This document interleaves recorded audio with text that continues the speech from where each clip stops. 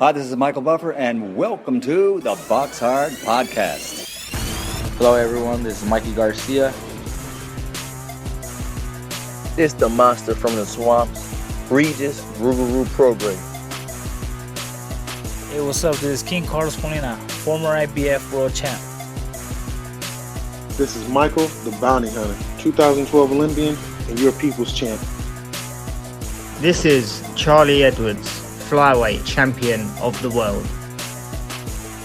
This is Fast Eddie Chambers, and you're listening to the BoxHard Podcast with my main man, Joey Coastman. Hello everybody and welcome to episode 257 of the BoxHard Podcast. I'm your host Joey Coastman. I'm joined by the former heavyweight world title challenger himself. It is of course Mr. Fast Eddie Chambers. Eddie, how you doing, my friend? I'm good, my man. How are you? Very well, very well. I'm going to dive straight into the review part of the show here. We're going to start here last Friday, September 11th at the Khimki Basketball Center in Russia. Just one fight really to mention, the top of the bill. Fedor Chudanov, former world champion, 23-2 now, a win for him. A 12th round TKO win against our very own Umar Sadiq. A very gutsy effort from Umar Sadiq. And, he was winning on one of the cards.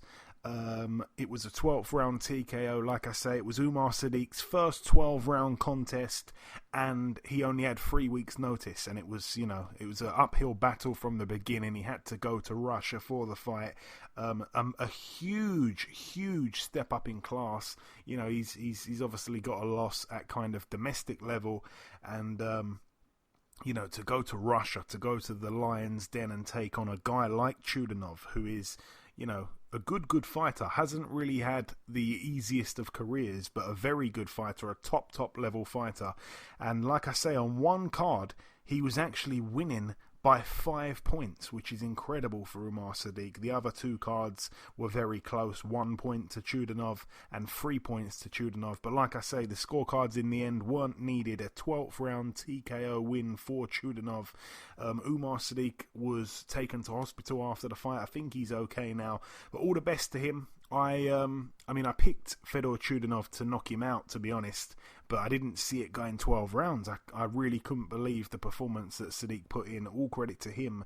He's proved himself to be, a very, very good fighter. He gives everyone trouble domestically. I just want to see the big fights. It was a step too far for him there, but perhaps if he gets another chance in the future, he'll be more than ready. Moving out now, though, to York Hall in Bethnal Green, London. This one took place on the Saturday. Let's get to the undercard. A debut for Joshua Frankham. He made his pro debut with a points win against Kevin McCauley. Kevin McCauley, one of Britain's most famous journeymen, still going. 15 wins. He's got 208 losses and 12 draws. He lost every round to Joshua Frankham, who, by the way, is a cousin of Tyson Fury. He made his debut there. Also on that card, Muhammad Bilal Ali. He was 4-0. He shares the same trainer as Anthony Yarde, obviously, Tunde Ajayi. They both train out of the Peacock Gym. He actually lost a very, very big upset. He lost to a guy called Ed Harrison, who was only 1-4. Bilal Ali had a point deducted in the third round for holding, and Ed Harrison, a journeyman, he just came and, roughed up Muhammad Bilal Ali, and rightfully so. Ed Harrison got the points win over 4 rounds. A good win for Eko Esserman. He's now 14-0. A 10-round unanimous decision for him against Cedric Paynaud. The Frenchman is now 8-8 with 3 draws. That one was for the vacant IBF European welterweight title. Also on the bill, Mark Heffron, 25-1 going in against Denzel Bentley, 13-0 over 10 rounds. A very good fight. A lot of people felt that Denzel Bentley won, and I was one of the guys picking Mark Heffron. Actually, I thought he'd probably be a bit too much for Denzel Bentley, but it seems like most people felt Bentley won the fight. It was very, very close. Heffron was down in the second round by a left hand from Denzel Bentley, but Yeah, very close fight. And the main event, Anthony Yarde with win number 20. He, of course, has that one loss at world level to Sergei Kovalev. He got a brilliant win, a TKO in 6 rounds against Dex Spellman, who's now 16-5. Spellman was down once in that 6th round prior to the stoppage. It was quite tactical from Anthony Yarde. I'm not saying he's not usually tactical, but Spellman had Yarde thinking in there at times, and I enjoyed seeing that. Spellman did also land some nice shots on Anthony Yarde, but nothing really seemed to bother Anthony Yarde, who I think has kind of proved now that he has a really good chin, which a lot of people used to spread rumours about before the Kovalev fight. And, he showed it in that fight as well. He can take some seriously big shots on the chin and walk straight through them. I think Yarde showed some great counter-punching ability on Saturday night. You have to kind of admit, even if you're a Yarde hater, that for a guy who only had 12 amateur fights and now 21 fights as a pro, he's very naturally talented, it would seem, and brilliant body shots he landed in the fight as well. And I guess it was kind of the accumulative effect from the clean shots that Yarde landed, which forced Dex Spellman down. He kind of took a knee. It was in between taking a voluntary knee and being knocked down, somewhere in between there. He did get back up and the referee waved it off. Tad bit premature, in my opinion, on first viewing. I haven't seen it back. A lot of people are saying that no, it definitely was the right call. I didn't get that. But I didn't even watch the replay at all. I saw it and completely turned the TV off. So, maybe I'm wrong, but it looked a bit premature in real time. Just as Anthony Yarde seemed to be getting going. It was a brilliant round as well, that final round, that 6th round. Hopefully we get to see the Lyndon Arthur fight against Anthony Yarde. Obviously, both men now have a common opponent in Dex Spellman, and Yarde becomes the first man to stop the very game and tough Dex Spellman. All credit to him. Moving out now to the bubble in the MGM Grand, Las Vegas, Nevada. I've got to be honest, I didn't actually watch these fights here, so I'm just going to run through the results. Egis Kavaliauskas, former welterweight world title challenger, he knocked out in 8 rounds Michael Zuski, who's now 34-2. That fight was for the vacant WBC Continental Americas welterweight title and the WBO NABO welterweight title. Zuski was down in the 7th and the 8th round. Kavaliauskas now 22-1 with a draw. He's talking about the Terence Crawford rematch. I don't think many people want to see that. And the bill was topped, by the way. By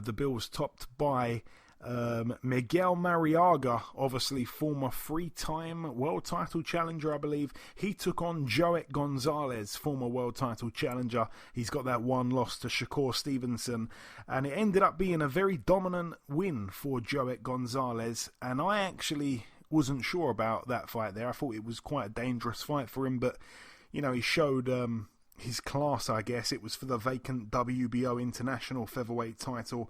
Mariaga, he doesn't really lose to guys that aren't, world level. And he's lost there to Joet Gonzalez in that manner, very wide. That says a lot for me about Joet Gonzalez's potential future there. So very impressive in my eyes. And the final fight to mention of the review part of the show, it took place in Mexico. Former 154 world champion, friend of mine, Carlos Molina. He ended up taking on a guy by the name of, forgot the guy's name now. But decent fighter. I think he had about a record of 23-1. It's not on BoxRec or anything like that, but he managed to get the stoppage. I think it was after about 5 rounds, something like that. Good win for Carlos Molina there. Friend of the show, doing his thing in Mexico, promoting and fighting. That's it, though, for the review part of the show. I've gone through that as quick as possible. But just before we wrap up part 1, it is, of course, time to welcome our sole guest on this week's podcast. Ladies and gentlemen, please welcome the former British title challenger who will have his second chance at the British title in just under 2 months' time from now. It is, of course, Mr. Craig Spider Richards. Craig, welcome back on the show, my man. Thank you. Always a pleasure having you on. So, Craig, we last spoke back in January. Obviously, it's been a wild year. At that time, you thought you would be boxing Shakan Pitters on March 28th in Coventry. Not too long after the interview, obviously, you were forced out of the fight with an illness. Looking back now, it may have been Corona. Yeah, I think it definitely was. I was out for months, to be honest. Even when I recovered from the illness, I didn't fully recover from everything for a little while. But now I'm back 150% ready to go.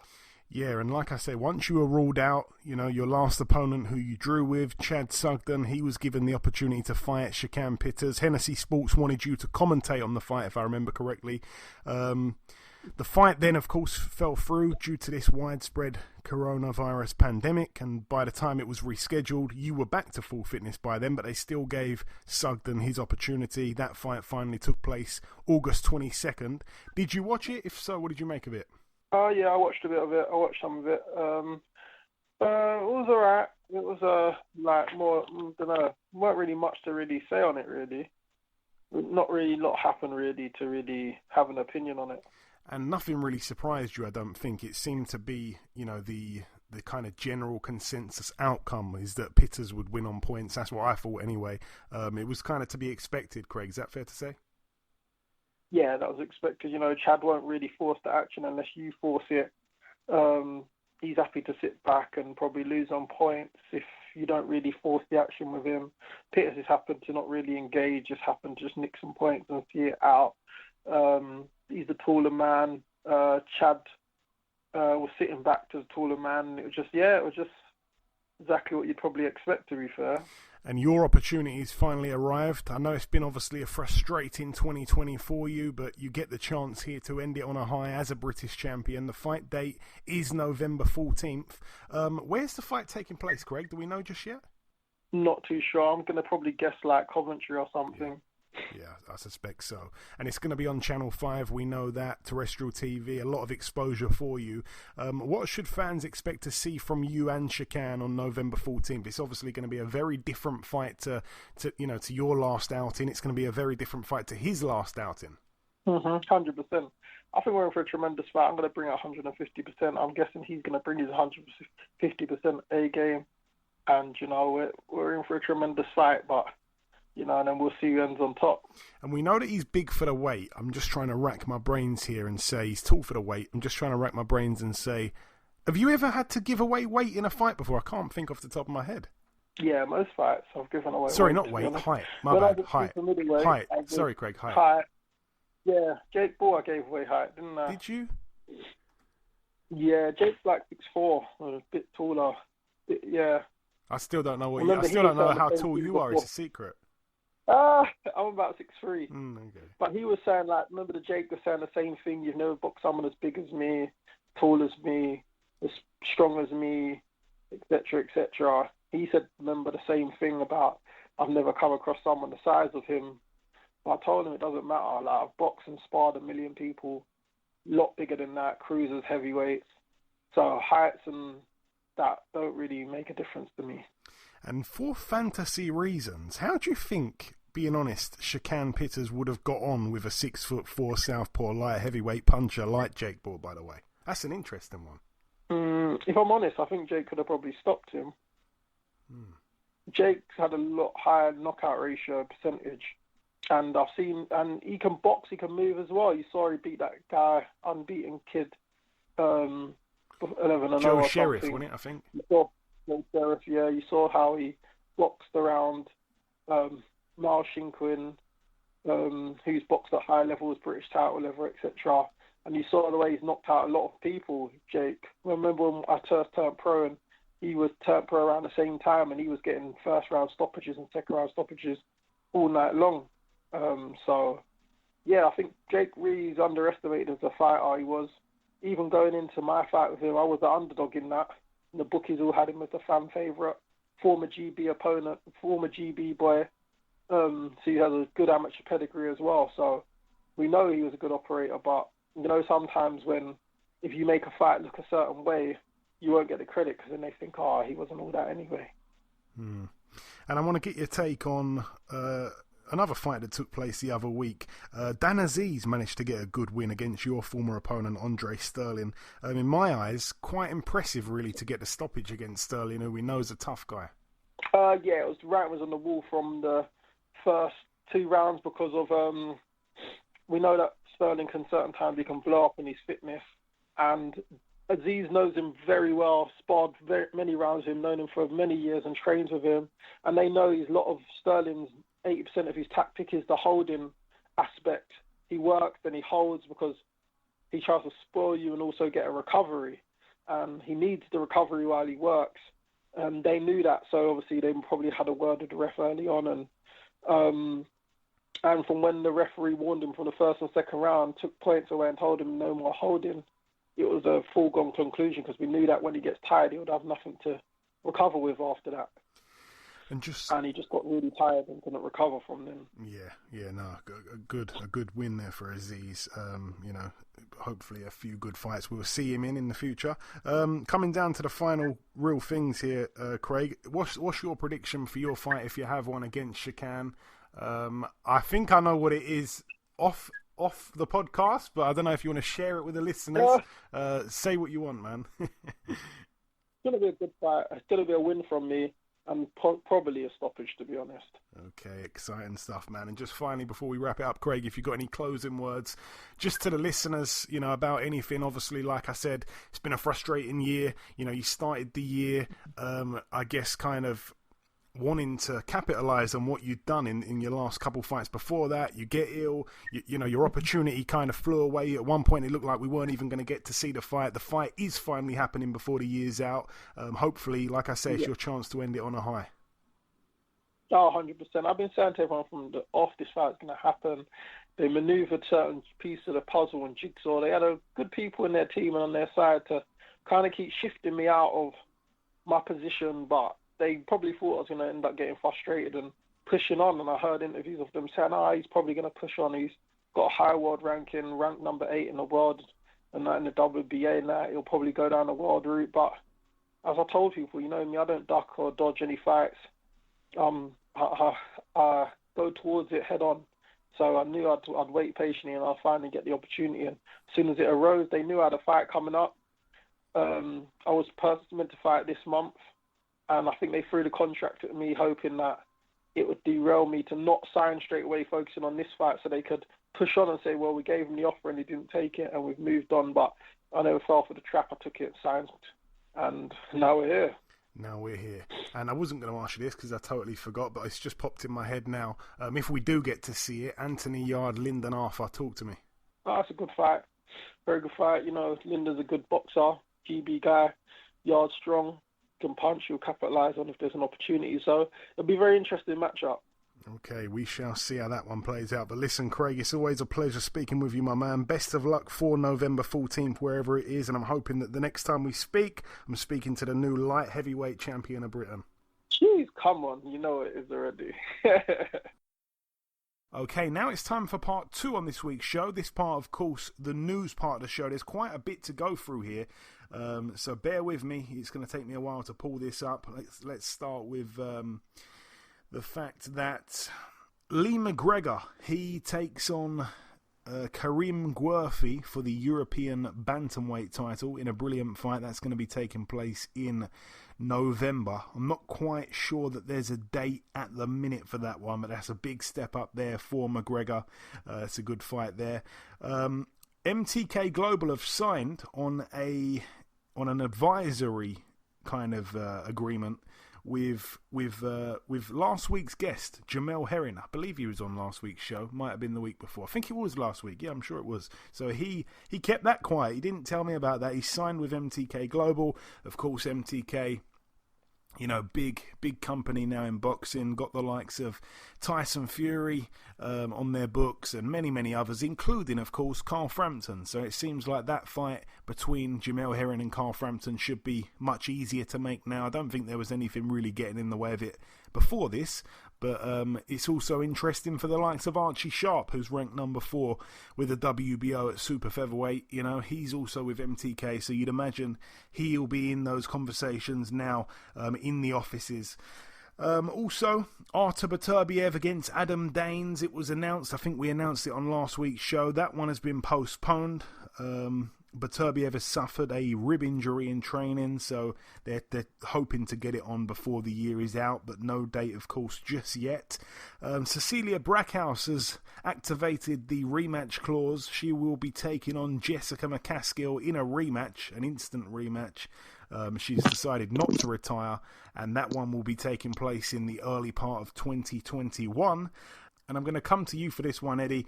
Matchroom have announced their kind of autumn schedule. There's a few fight nights to mention, but I'm going to come to you straight away with this one. Saturday, November 21st. I believe that is almost... I think it was August 22nd, the first fight. So this is one day away from being exactly 3 months later. We get to see the big heavyweight rematch again on Sky Sports Box Office, Povetkin White 2. It's very soon after the first one, Eddie. Like I say, just about 3 months almost to the day. Let's be brief on it, how do you see that one unfolding? And it's a very quick turnaround. A lot of people not too pleased, to be honest. Yeah, I'm one of those who would say, just take a little more time, really feel it out, and see if you want to go at it that, just go back at it like that. But to be honest, I mean, if the fight takes the same shape of what it was in the first time they went, I mean, I really don't see it being any different. You know what I mean? He's gonna put himself into harm's way a few times. That's just the way Dillian is. You know what I mean? His boxing style is that way. He's going to try to box. He's going to try to do the right thing and keep him away and be strong and be Dillian and all. But the problem is every once in a while he gets a little excited, kind of like you've seen with Anthony Joshua, when he fought him. And, of course, he's better than he was then. But as you can see, he still makes mistakes. And Povetkin is a real vet. He's been around the block a few times. So he knows what to do and can catch you slipping. Even caught me slipping a few times. Didn't really hurt me like he hurt Dillian, obviously, but the shots were realized. So it might be a little soon, and I just hope for Dillian White's sake, this is not an emotional, like a rebound girlfriend type thing. You know what I'm saying? Like I gotta jump right back out there. No, this is not the time to do that. There's too much at stake. Don't mess around, mess up your career based on, an emotional decision. You understand what I'm saying? Like it's boxing. Things happen. Just make sure you right that wrong when you get the opportunity, to do that. Don't rush into it. Wait till you are mentally right for it. It's not even always about just the physical part, but mentally right as well. So don't get in there because what will happen is he'll get in there and the emotions will get, take over and he'll go in and try to get him out of there early and end up running into something. And that's not what I want. That's not what I want to see happen to him. You know what I mean? But as it stands, I'm about to end it here. As it stands, if he gets in there with the same mentality and the same game plan, which I don't really think he's going to change too much, then this could very well happen again. But I will pick Dillian in a decision. I'm going to pick him in a decision again. I know this is like, why would you do that? But I'm going to pick him in a decision again. I think he can control the fight. I think he can win the fight boxing. But just don't get caught. All right. Yeah, easier said than done, but wise words. One quote that he did put out, Dillian, is that he actually said, and I'm going to repeat it word for word, there won't be any major adjustments, but I just need to be more switched on and not get distracted. He was able to use his experience against me. I will be a lot more focused and sharper in the rematch. I'm coming to win and knock him out. I'm coming to even the score, and the only way to do that is by knocking him out. So, it should be interesting. Listen, Joe. Go on.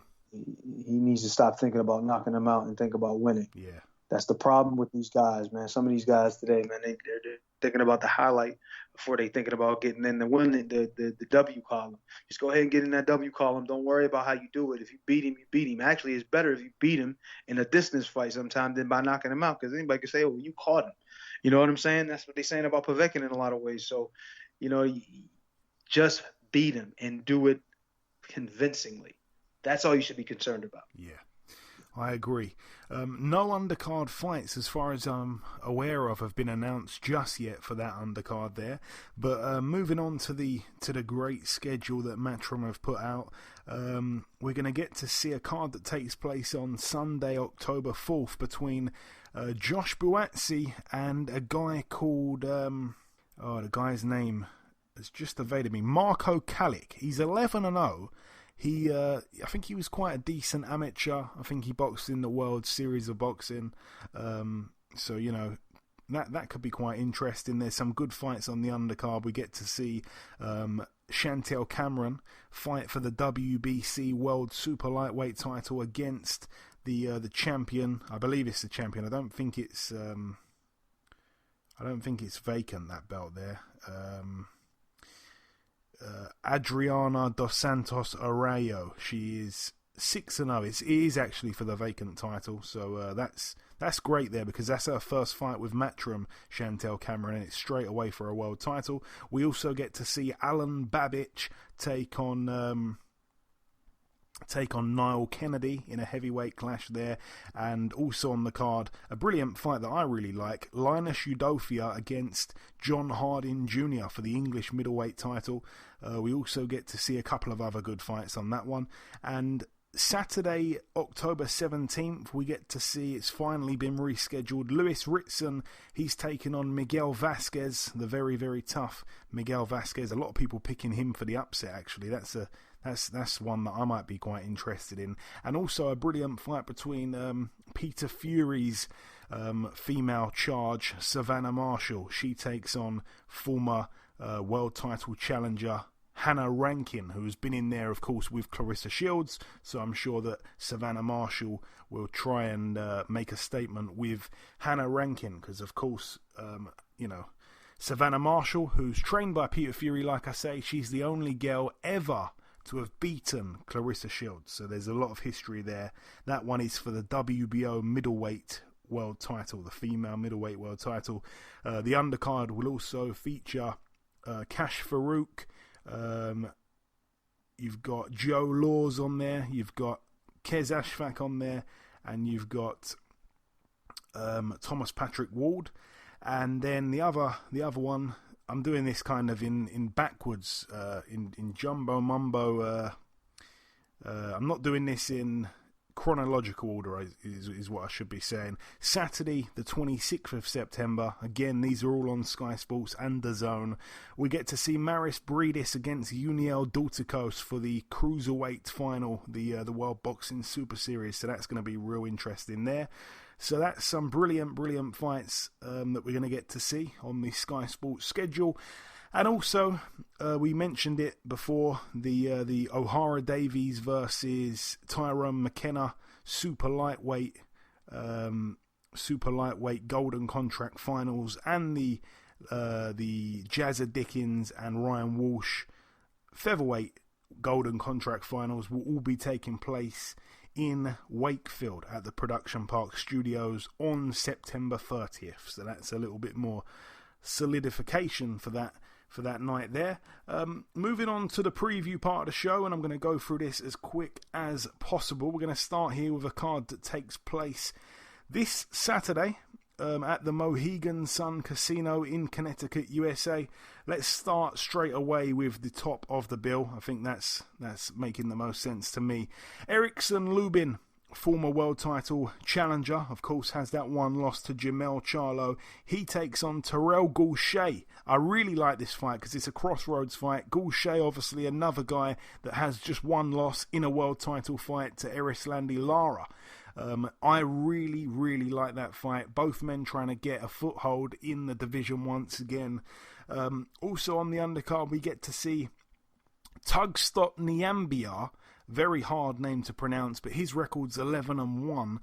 He's coming off that loss to Gary Russell Jr., and he's a good fighter. We've seen that in his loss to Gary Russell Jr. He takes on Kobia Breedy, who's 15-0, a guy with I think quite a few amateur fights, if I'm not mistaken. That's just, a decent undercard fight, if you like. And also the man he's from Philly, I believe, Eddie, isn't he? Jerome Ennis is from Philly, right?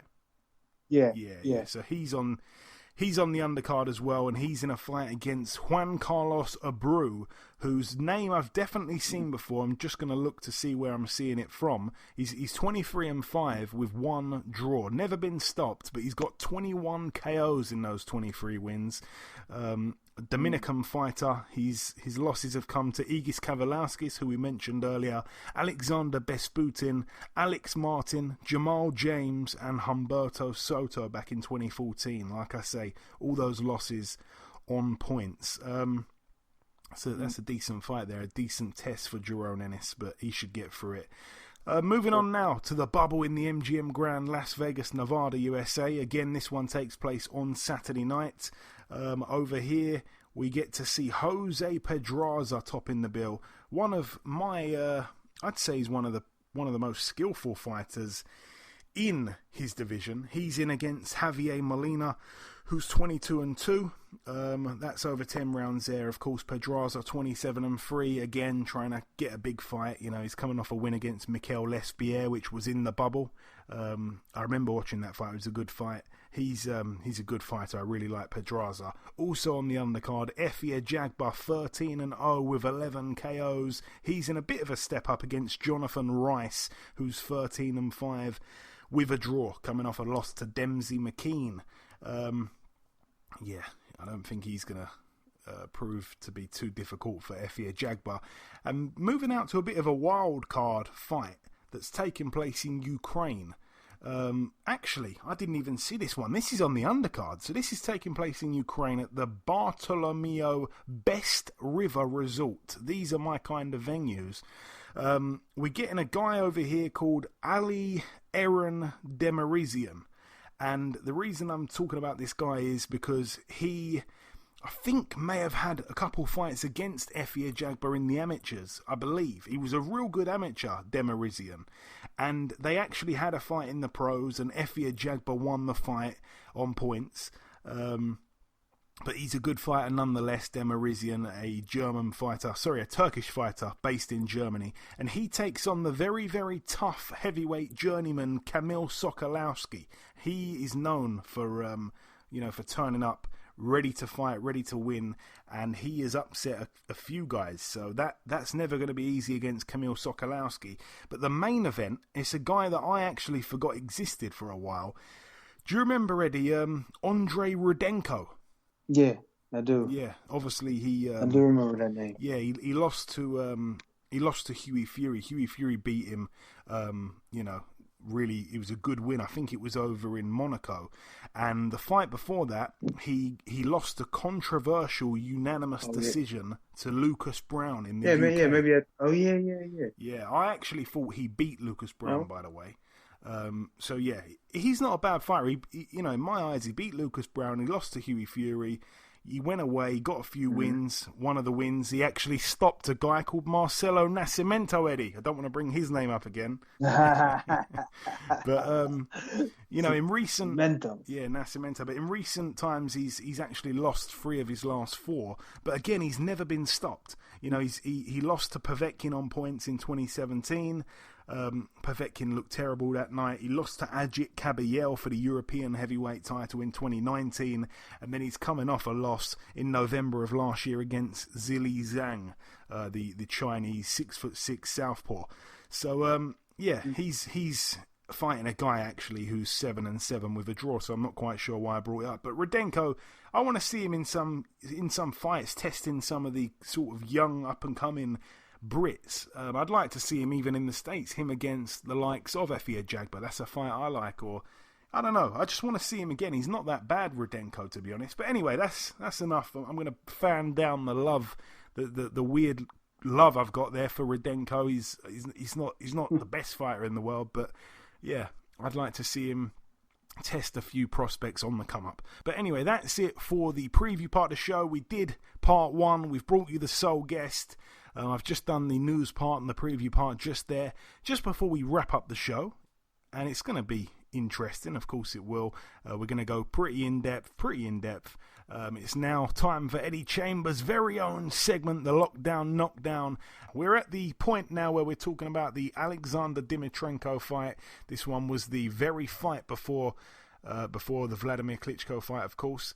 Eddie, let's get into it. Where will we begin here? Alexander Dimitrenko, brilliant win at the time. Where are we going to start from? Probably go right after the fight with Samuel Peter, because once again I've gotten to one of my girl modes when it comes to body, because I obviously when you fight, this is obvious for most fighters, you try to rewatch it to see what you've done and what things you need to correct, and just in general, you want to kind of see what happened. And once again, my body came up in my mind first more than anything, even though the skill of the fight looked good and everything was good. And I also realized too that I didn't have the proper amount of time. We talked about how we got to camp kind of late, because I found out about the fight on, watching Friday night fights. But and I just saw that, and once again, man, I wanted to hit the ground running. You know what I mean? And it was just so much. And I know maybe it's a little bit too much focus on your body and what it looks like, because honestly, I don't want to say it doesn't matter at all, because it does. I mean, when people watch fights on TV, they want to see guys that look in shape. They want to see like a guy that looks like, man, I don't even know if I worked real hard, if I could even get to that point. You know what I mean? You want it to be sort of untouchable. You want them to look like athletes. And that was always my big thing. I always wanted that. So, when I watched it, once again, very similar to the Ross Purity situation, I was like, man, you got to be kidding me. All that work I put in, all that extra running I did, all those extra weights I lifted and all that stuff, the sparring, and I still looked like might have sat on the couch for half the camp. And that's just not what I really wanted to see. At least that's how I felt. So immediately after, I didn't, but this time armed with the knowledge of how I overtrained the previous time I thought like this, I understood that I got to listen to my body and not overdo it. So when I got into camp, or at least when we got back, I wasn't even in the camp yet because we weren't sure about the fight just yet, and when it was going to be. But I did. I got back into the gym. I started running. I mean, literally, we got in. If that fight was on, I think it was on Friday, and we got home like on Monday of the next week or so. I was probably working out by Tuesday. You know what I mean? Running out on the treadmill, doing different drills, playing a lot of basketball, obviously, in those few weeks before before we found out about the fight, and just really working myself into a good place before camp was to start. You know what I mean? So I'm doing that, and I'm in the process of that, and we're having conversations about what's going to happen, and I'm still thinking at this point that, hey, maybe that fight was enough to get me a title shot, get me right back into the conversation. I'm figuring like, look, I fought Samuel Peter, one right fight removed from heavyweight champion of the world. I mean, I think I deserve an opportunity at the world championship. I mean, the last time I fought a guy of that magnitude was Alexander Povetkin, and I lost. And I understood that the next step would be, maybe take a few steps back, take a step forward. But I ended up getting an opportunity to fight Sam Peter. So I figured that was enough. But of course, not for a guy like me. And I think I might have said this previously, but in the boxing world, I'm not a very well-liked person. And I'm not saying I'm not a well-liked person personality-wise. I'm saying I'm not a well-liked person through my boxing style and the way I fight. So people, when they, want to be entertained and through watching a guy fight, they don't think or envision a guy like myself who, first of all, most of the time doesn't quote unquote look the part. You know what I mean? I'm not a body beautiful, so to speak, and a lot of that is my fault. At the time, my diet wasn't what it needed to be. But anyway, I'm not a body beautiful, so they don't like that part. But then I'm not like a guy like Areola who goes in and he's not a body beautiful, but he's all blood and guts, and he wants to just get in there and swing punches and do the rock'em sock'em robots for the most part. There's definitely skill involved with his, but I'm just saying it's a lot less than mine. And there's not a real focus on that. And most people love to watch those kinds of fighters, throwing punches constantly, taking punches constantly. That's just not the way I roll. So when I say I'm not a well-liked person, that's what I mean. So when you get an opportunity to, which maybe you think, hey, I did enough to get a title shot. Well, not so much. The fans are not going to want to see it. They're not going to be interested in a guy like me, especially when, and I think I told you, we talked about this before, when I was actually at home during the time I was preparing for Dimitrenko. I didn't actually go away to camp yet, and there was a fight on, and they brought a screen up that was talking about maybe I think it's the best American, and well, actually the best young heavyweights that are out there right now at that time, which was like I think 2009, and it had Alexander Povetkin, it had I think Alexander Dimitrenko, Malik Scott, Areola, and I think maybe one other guy other than myself. And they were talking about the other guys. I don't even know if they had Malik. I'm not even 100% sure, but they were talking about the other guys and mentioning, in them in high regard, and they're good, they're this, they're that. You should keep your eye out for them, so to speak. And they got to me and literally said, he's 35-1, but fights with an unexciting style. Word for word, that's exactly what was said by Jim Lampley. So once again, like I said, they don't like me. And me and my guy Tony Thompson is another friend of mine that, we fought. Both of us fought Vladimir. He fought him twice, and we share that same understanding. Is they really don't enjoy us. They really don't like us. First of all, I'm not a big guy. I'm not a 6'5" or 6'6" guy who really can challenge a guy like a Vladimir in their mind. And I just don't have enough size, nor do I have the punching power. And I'm not an exciting guy. I got too much skill and not enough go. You understand what I'm saying? So it really makes them tough to want to watch me. So what I have to do is I have to force my hand. So what they do, instead of saying, okay, well, you beat Samuel Peter, a guy who had just lost the title to a Klitschko brother. You were one of the only guys in the world to beat him other than a Klitschko. But I don't think that's enough. So what we're going to do is we're going to put you in with Alexander Dimitrenko and make that an eliminator and say, okay, you have to beat a 6'8", 250-pound boxer that really resembles a Klitschko before you actually get an opportunity to fight him himself, which was actually a good thing for me. Thank God, because they gave me an opportunity to prepare. But it obviously wasn't enough. But anyway, so, with all that being said, I'm thinking I'm going to get the shot, and then they hit me with this. But at this point, I don't care. I'm going to have to fight them anyway. I'm going to have to, do what they tell me at this point. If they say jump, I got to say how high right now, because I need to make myself a real live dog out here, so that they like, oh, okay, yeah, we really got to really pay attention to this guy because he can actually win. So with that being said, we get prepared. We're in the camp. I'm feeling great in camp, by the way, as it got going. I mean, right from the beginning, because of the preparation I had from seeing myself and being all out of shape, not necessarily out of shape, but looking that way in the Samuel Peter fight. Starting to get myself ready early was such a great idea and a great thing for me, and doing it the right way, not overdoing it this time, because it gave me a chance to just prepare and fine-tune things, as opposed to trying to lose weight or trying to get in shape during the camp process. Eddie, so it was all about. Let me just sorry, I hate to interrupt, but you brought up Tony Thompson. It just reminded me of it reminded me of something, and this happened. This is over 6 years ago. It's about 6.5 years ago. I'm looking at a tweet here. Tony Thompson, I can't remember what happened. I know that he'd obviously beaten David Price, in those huge upsets back to back. And I think he said, I'm looking for a new nickname or something like that. Tony the Tiger obviously was the name he was going with. And I said, you've been putting an end to a few prospects in their backyards, because it wasn't just David Price. I think he'd upset, who did he upset? Didn't he upset the, didn't he upset, what was that Cuban's name again? Solis, didn't he? Yeah.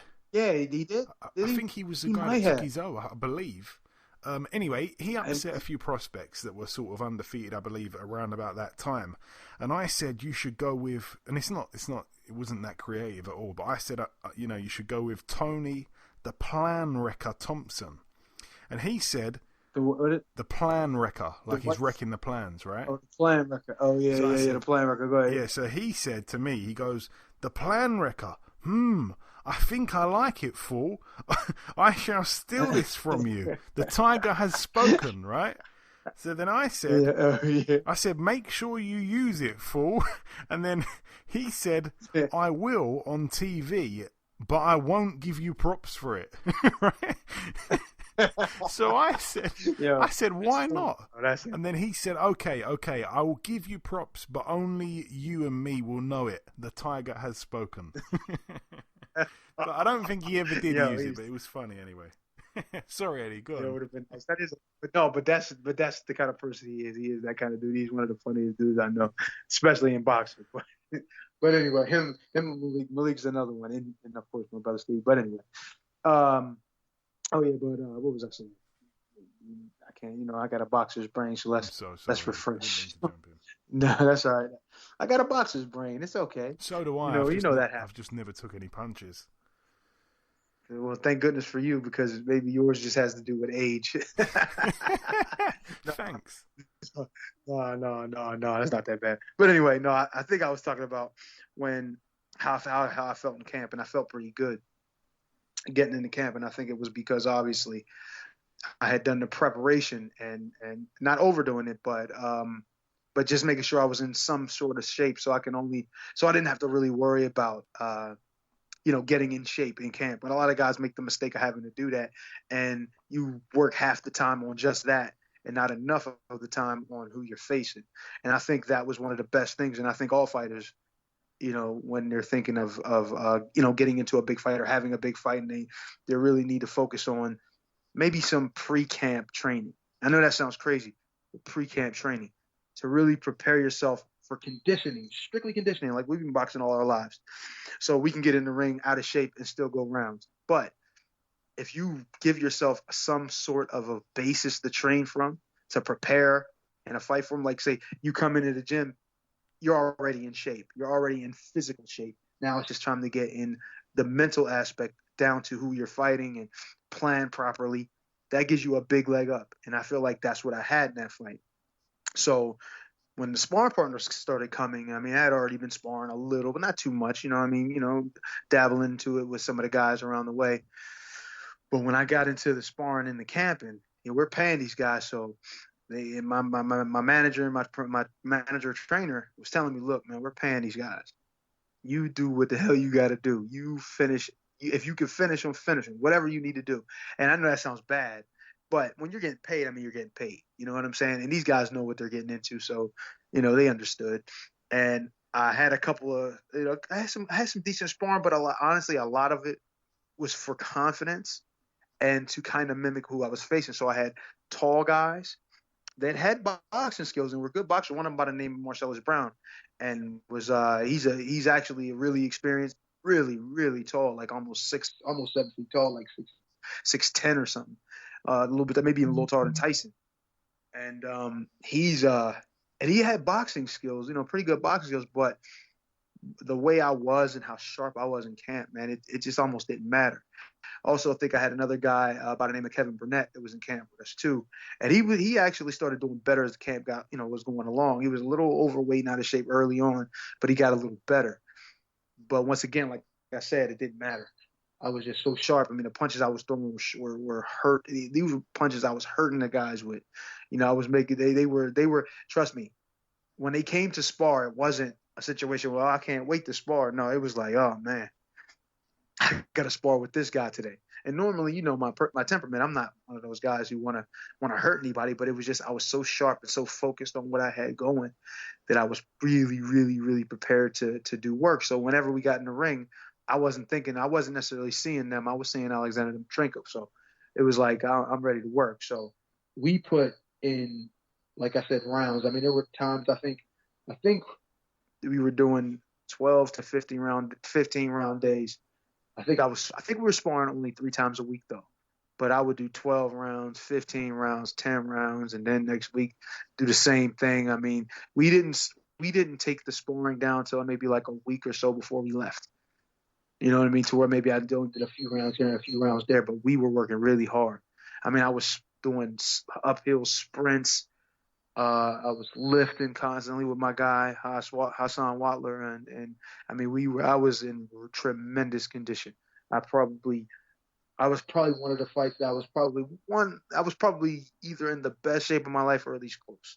You know what I mean? I think when I fought Vladimir, which we'll talk about later, that I probably was in a little bit better shape because there was obviously more of a we had a better thought process behind what we were doing. I mean, I was just basically just going at it with this.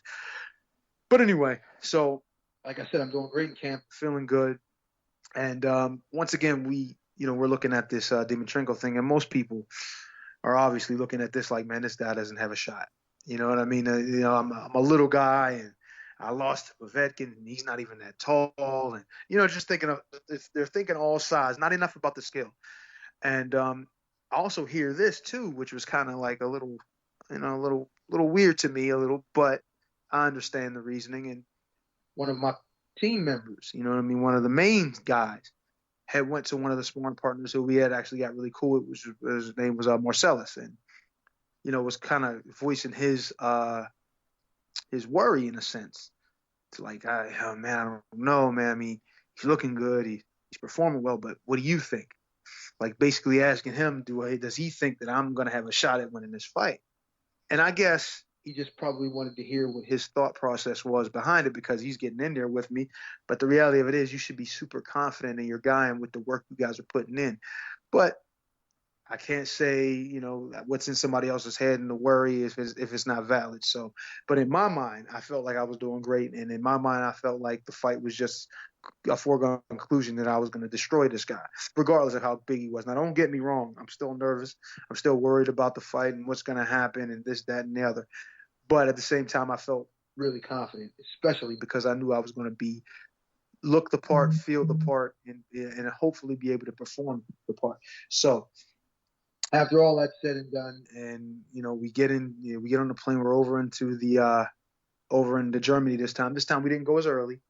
We didn't want to go because last time I think we went 9 or 10 days in advance, which was a little unnecessary. And, the first time I went was with Povetkin, and obviously I didn't have enough time to train properly anyway, let alone going to the place 10 days in advance. But this time I think we went about about a week or a little less than a week in advance to kind of get acclimated to the time, and give you a little bit, but not too much.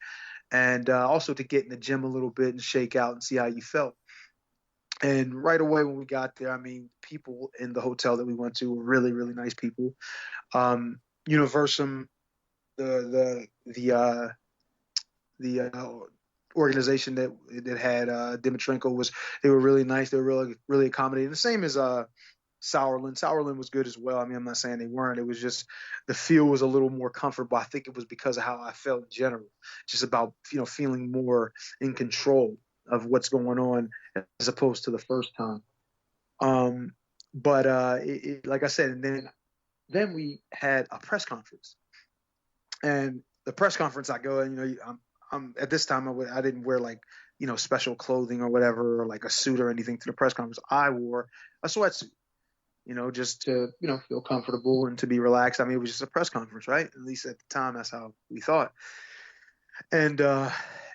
And with a sweatsuit on, I mean, my sweatsuits aren't overly big, but this one, it was kind of fitting a little bit, not too close, but fitting enough. Like, and I could just tell by the way these people were looking at me that they were like, wow, this guy is small. Like this guy, I don't know what they're thinking is going to happen in this fight, but this guy he can't be the guy that they're talking about. You know what I mean? He can't be dangerous. So, even with Alexander Dimitrenko, when I actually met him and shook his hand, he looked at me like with this crazy look in his eyes, like, I just can't believe that this is the guy. Like they might as well just mail me the belt or mail me the invitation to fight Vladimir, because there's no way this guy's beating me.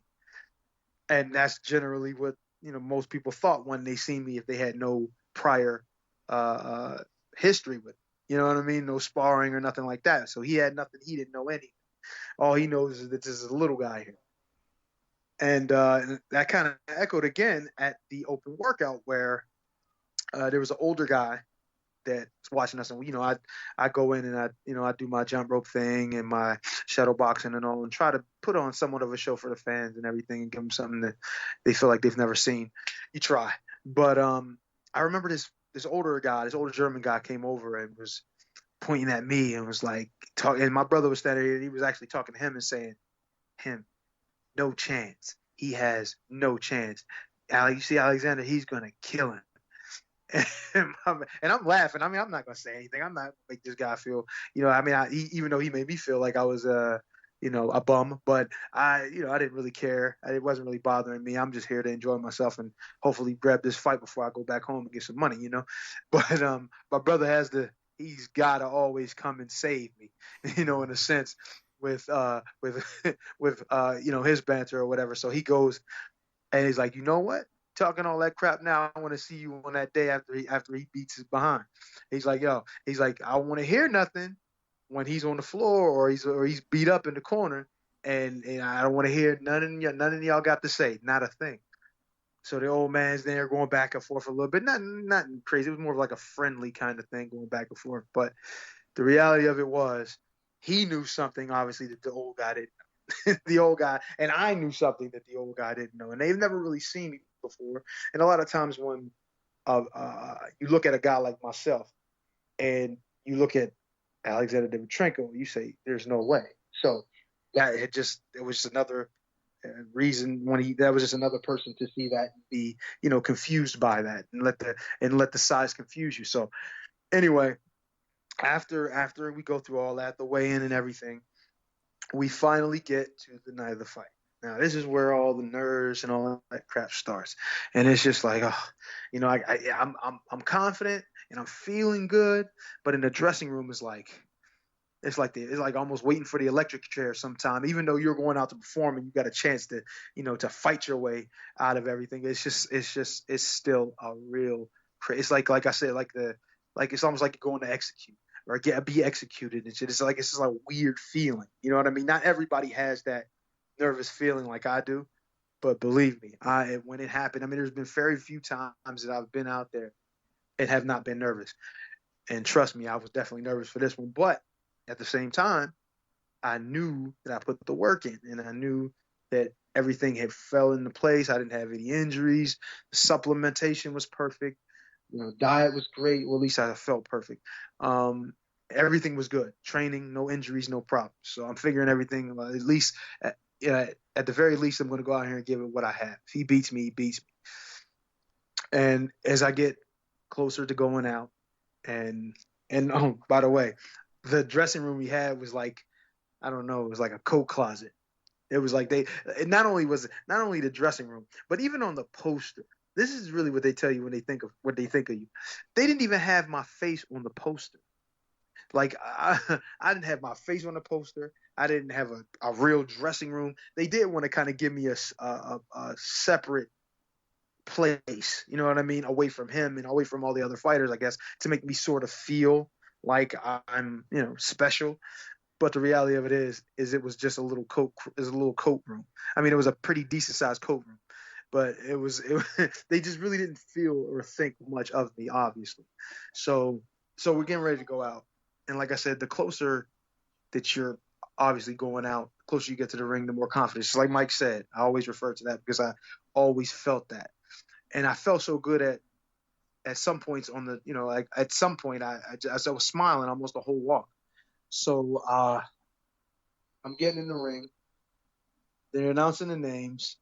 And of course, everybody's, it's either, I think they were screaming out Sasha because that was just his name too.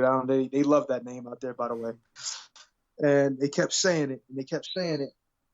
And, I'm always trying to be a little antagonistic to some of those things. So I'm kind of pumping them up to do the same thing, kind of like I did when I fought Derek Rossi. And I'm like, in my mind, I'm like, yeah, go ahead, keep pumping his name up, because when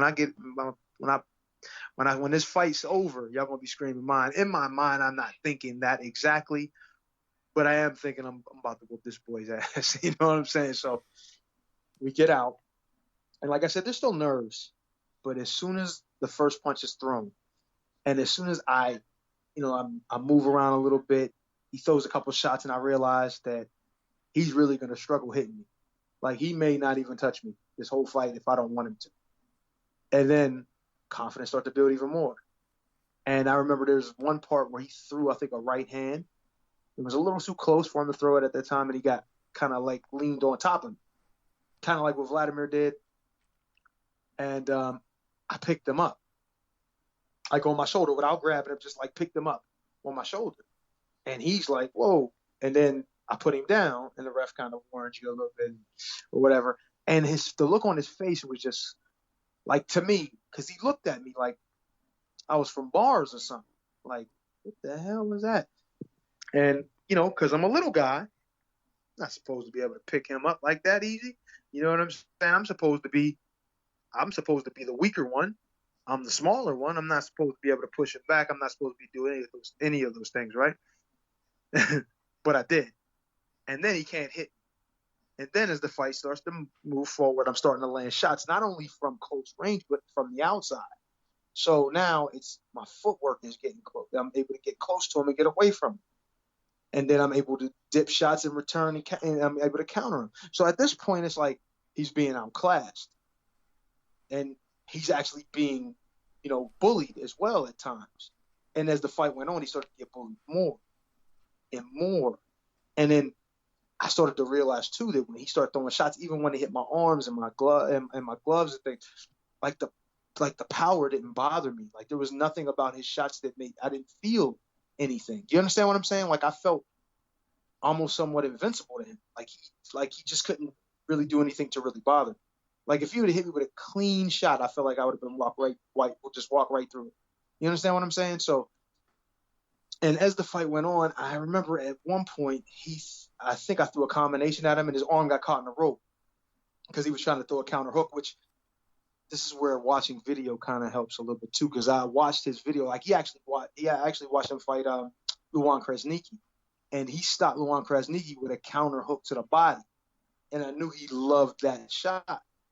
So whenever I leaned in or sat a little bit too long, he was looking for that shot. So I completely eliminated him.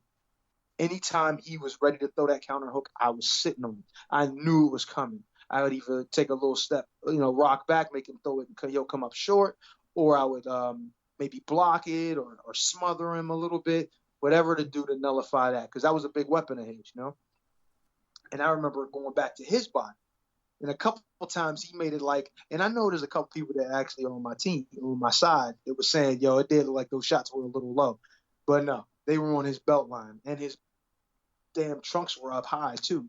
So I think they might have been covering his belly button as well. And he was trying to play it off. Like I remember when I hit him with that first body shot, he was trying to play it off like, oh man, he hit me low, trying to get like a point deducted or at least trying to get extra time, or I don't know what he was really what he was trying to do. And I think he might have actually just been hurt, and he was trying to get the time with that. And it happened once in one round, and I think it happened again the next round. And one time I think I hit him in the around the side, like they say the kidney shot. And then he kind of grabbed it like he hit me with an illegal shot. And I said at this point, because the other time he did it, I let him get away with it. This time I was going to go hit him. And the ref stepped in and said, oh no, I'm going to give him a count, because he was trying to play it up. And the ref said, oh, I'm not having it. And he counted him because he's just trying to get a break. You know what I mean? Trying to make it like it was a foul. And then it happened again. I don't know if it was that round, but I hit him a little around the belt line, but it was an illegal shot. And he was about to try to do it again, but I think the body shot really did hurt him. And he realized it and put his hands up, because I was going to keep throwing shots. And I think that at that point, to me, was the beginning of the end. Of course, the fight went the distance, but it was the end of him actually trying to win, in my opinion. Because even though he kept trying or he kept throwing shots, his demeanor toward winning the fight had gone. I could feel it in his punches. I could feel it in the way he moved. He was just, at this point, trying to make it to 12 rounds, because he just knew he wasn't going to win. I've seen it before with guys in there with me, and they look at you, you look so small. You don't look like you look like a little kid. Like there's no way, there's no chance. And then all of a sudden now you're getting your butt kicked by this little kid, and it's like, well, what do I do? You know what I'm saying? How do I do this? And he gave up. And I just really think, he didn't actually give up physically, like he just quit on the stool, but his attitude toward winning had gone. So we go through a couple of more rounds, and I remember hitting him with a real solid combination at the end of the round when I realized this fight is mine. I remember doing the big war cry thing. And just being excited, like feeling like, yeah, I got this. This is mine. And then going into the 10th round, dropping him with that left hook when he pulled straight out, and dropping him, and just feeling like I felt like that was the end. I thought I was going to stop him there. But, credit to him, he got up, showed heart, stayed in the fight. He took it. He actually came back and tried to, throw some shots to keep me off him. He had to, obviously. But the fight just was going down from there. And in the 11th, I just watched this not too long ago, by the way.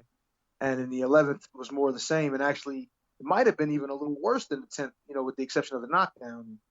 It was just like he took a good beat. But in the 12th is when I really thought I was going to stop, because I hit him with a 1-2-3 shot, which is the jab, the right hand, and left hook. And I think all 3 punches landed clean, but the hook really had his head go up in the air. Like, he was really hurt from that. And then he tried to grab me, and I got, out from under his grasp and start throwing heavy shots. And I threw a few heavy shots, but at this point my body started to feel the effects of it. So, I'm trying to play it off like I'm not tired, but I was a little bit, not exhausted, but I was a little tired. I was having a hell of a time to keep my hands up, and not only keep my hands up, but to throw big shots on top of it. So he ends up making it through.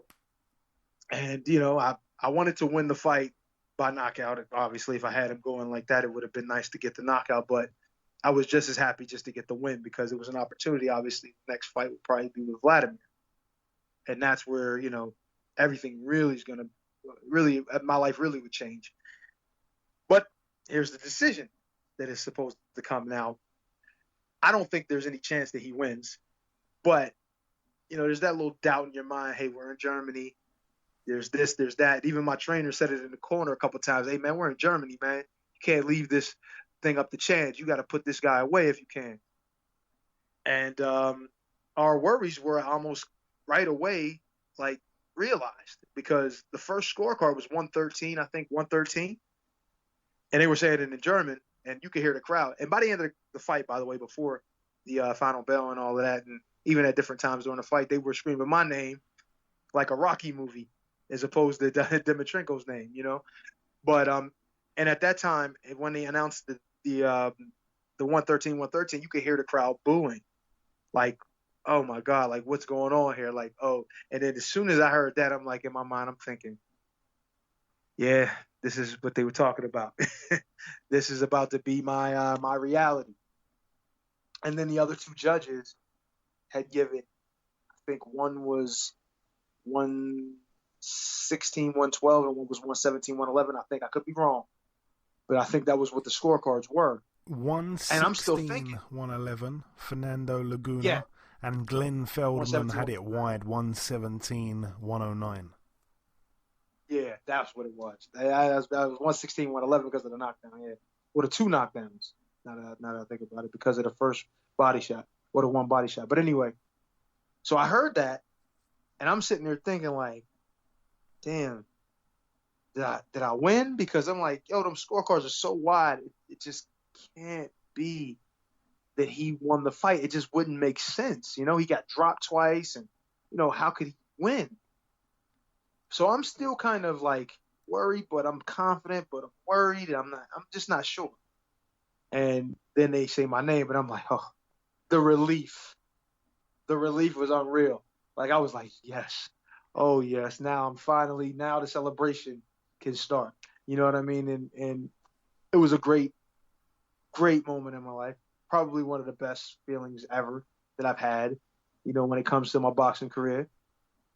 But I was thinking it would pale probably in comparison to when I had the opportunity, and obviously I will win the next fight. But it was an experience that I'd still love to get and have another one of those if possible. But it was a great time, and being on the road, and a lot of people, obviously being at home is nice, and you could party at home with people and everybody supporting you, but on the road, it's you against the world. And then when you win and you're celebrating on their ground, and it's just it's another level to the happiness. It's you really, really have done it, and you've done it where and how no one expected. And that was just like, that was a great moment. Yeah, and like we say, it was a brilliant, brilliant win at the time. Dimitrenko was 29-0. He went to Germany. You beat him, as you say, on his home turf. No one ever actually beat him on points ever again. He was only ever stopped in his losses. After that, you were the first man to go to Germany and do it. All of his other losses came when he was in the other guy's backyard, aside from when he lost to Pulev, which was his next loss after losing to you. But yeah, he was coming off. He was in good form as well back then. Obviously, like we say, undefeated, coming off 8 straight knockout wins, and like I say, I've said it before, that punch you landed on him, which is just a highlight reel shot where his gum shield flies out, is one of my favourite shots you ever landed. No, a brilliant win. You took his O, obviously, and it's just crazy how boxing is, because he went on to, obviously, he never got the Vladimir fight in the end. He never got the Klitschko fight, but he went on to box Pulev. He put together another string of wins. He lost to Joseph Parker, and then just when everyone thought he was done, he in 2017 he had a brilliant year, one of the best years of his career, which is just strange when you think that your fight with him was 8 years prior to that. He upset two prospects, 2 undefeated prospects in a row. He knocked out in just one round the Swedish undefeated prospect Adrian Granat, who was 14-0 with about 13 KOs. That was a big shock. It just took him one round, and then after that he beat a guy called Miljan Rovkanin, who had a record of 18-0. He actually won by disqualification after 10 rounds, it was full up with controversy, but it is what it is. 2 prospects in a row. He took both of their O's, and then of course he went on that losing streak to Bryant Jennings, Andy Ruiz Jr., which is it's crazy because Ruiz beat him, and then I think it was 5 weeks later Ruiz was in the ring against Anthony Joshua and he beat him. So it's mad to think that Dimitrenko was even kind of borderline involved in the build up to that. He was involved in the build up to that fight there, right, when Ruiz become the only ever Mexican heavyweight champion. So it's just bizarre to see he's still knocking around and in biggish fights these days. This long after that. Yeah, Eddie, that's it pretty much. You've said everything there. A brilliant thing, obviously, is that the shorts you wore for that fight are one of my prized possessions, baby. Yeah, that's what I'm talking about. At least this is somebody's prized possession. I'm happy he could be a friend of mine. You know what I mean? Not somebody on there that got it for free. Not someone. Oh, but you got it. Yeah, I got it for free. No. Not some randomer on eBay. Yeah, they're don't worry, they're in good hands. They're in good hands. They're in my display cabinet. So I appreciate that, Eddie. That's what But listen, other than that, I appreciate the in-depth that you've gone here. About 40-odd minutes on this fight here against Dimitrenko. Like we say, one of the biggest wins of your career. And this leads us into the Vladimir Klitschko fight, the big one. I'm guessing it's gonna take quite a bit of time talking about that next time. But just to sign out, Eddie, if you've got any last remaining words to the listeners, thanks once again for doing this. And obviously, I did say on last week's show, we pretty much did most of this, and it all went wrong, the recordings and everything, so I appreciate you pretty much doing it again this 2 weeks in a row. No, that's no problem, man. And for people, if you can learn from my mistakes, please do. Some of the things that I do, that I'm saying here, all of the things I'm saying are factual, but most of the advice that goes along with it is from a place of experience, and you don't have to listen to it. You know what I mean? But it would definitely be a good idea too, because a lot of the learning curves a lot of the things that I would have loved to have had, and people that I would have, I had people around me who were good and wise, and they helped me in aspects that they could. But I wish I had somebody like me that actually had been through it. You know what I mean? Had really been through it to just kind of tell me what I needed to do and which way I should go. Not only with just the boxing and inside the ring, but also things outside the ring. That's actually as important, if not more, in some ways. You know. Yeah, absolutely. But like I say, Eddie, thanks once again for giving us another edition of your Lockdown Knockdown segment. And yeah, that brings this episode pretty much to a close. It's been a real pleasure doing this once again with Eddie. We've had a normal show, you know, on the front end, the review part, the preview part, the news, etc., the interview, the guest, and Eddie's wrapped it up there. So just before I sign out, I just want to say the last thank you once again to Eddie for doing this, and I'm going to sign out with the ending and all the rest of it in just a couple of seconds. Okay, and this wraps up episode 257 of the BoxHard Podcast. I've been your host, Joey Coastman. Eddie Chambers has been with me for the duration of the show.